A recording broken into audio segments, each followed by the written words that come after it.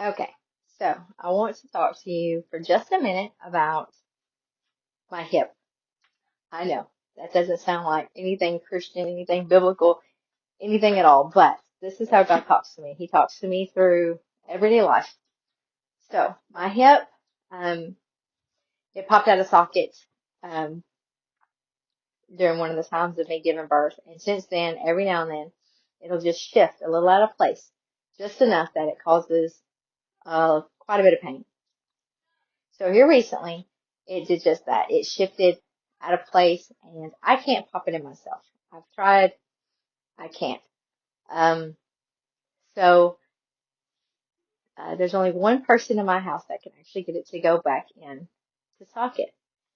Now, uh, when I needed it this past couple of weeks, he was at church camp. So he was not here to do it. Um, my younger kids, they all tried. Um, they tried their hardest. But they just didn't have enough weight to do it. And my husband has tried to do it, and honestly, he's strong enough, but he's too afraid of hurting me to be able to pop it in like it needs to be. Now my 16-year-old son, he's the one that can pop it in, and when he came home from camp, sure enough, the next day he just popped it right in place, and since then it's gradually gotten better. My back's still a little tender today, but that's because it was out so long that it just takes time for everything to readjust. But what does this have anything to do with anything, right? Well, why should you care about my hip? Well, you shouldn't. But the thing is, there are some people in life that when you're going through something, they don't really have enough knowledge. They don't really have enough strength in the Lord yet to really give you what you need.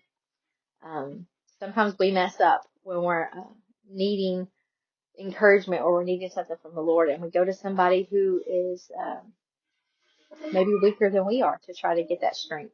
And they don't have a lot to offer. It's not their fault. They just haven't grown in the Lord enough yet.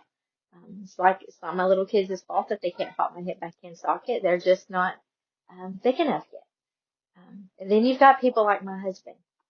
They love you. They really do. But when you go to them with a problem or a situation, or maybe they see something in your life, they don't have the necessary strength to tell you because they don't want to hurt you. They don't want to hurt your feelings. They don't want to cause any unnecessary pain. Sometimes in that pain is where growth happens. Um, Now my 16-year-old, he loves me. He loves me so much, and he wouldn't do anything in the world to hurt me.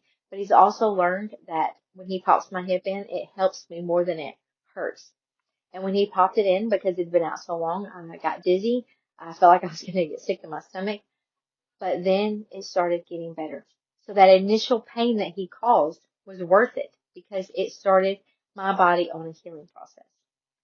And that's the kind of person I want to be to others. I want to be strong enough that I can cause necessary pain if needed. You know, we need those people in our lives. That's why I'm so thankful for my pastor. My pastor is not afraid to preach the hard things. It might hurt my feelings for a little bit, but I'm gonna get over it. It's a necessary pain. Now I'm not saying to go out and just start to hurt people's feelings all around. No, he does it from a place of love, and he's not intentionally trying to hurt me, but he also realizes that if he doesn't preach the truth to me, then it's going to hurt me worse in the long run. See, the longer my hip's out of socket, the more my back starts to hurt and other areas of my body start to be injured. And it actually got to the point where I couldn't even get out of bed by myself. I had to have one of the kids help me get up. The longer it went, without somebody being willing to do that pain, that first initial pain, it was making things worse.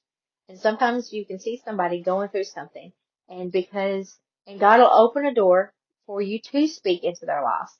But because you don't want to hurt them, we hold back. We don't say what's really on our mind. And they need to hear that.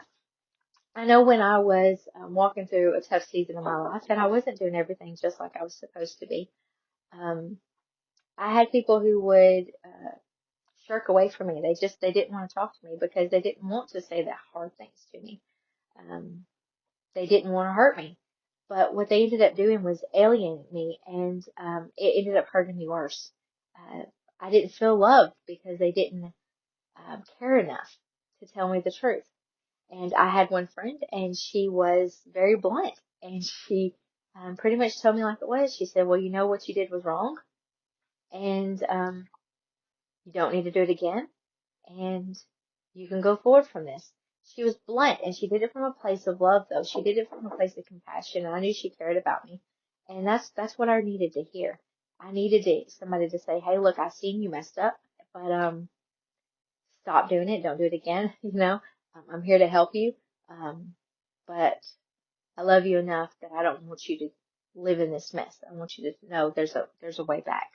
Um, you don't have to stay stuck here. So if God opens that door for you, make sure it comes from a place of love, but be willing to say the hard things. People need to hear it. The world's not wanting a diluted down truth. They really need authentic truth, but authentic truth has to be paired with love, or it'll do more harm than good.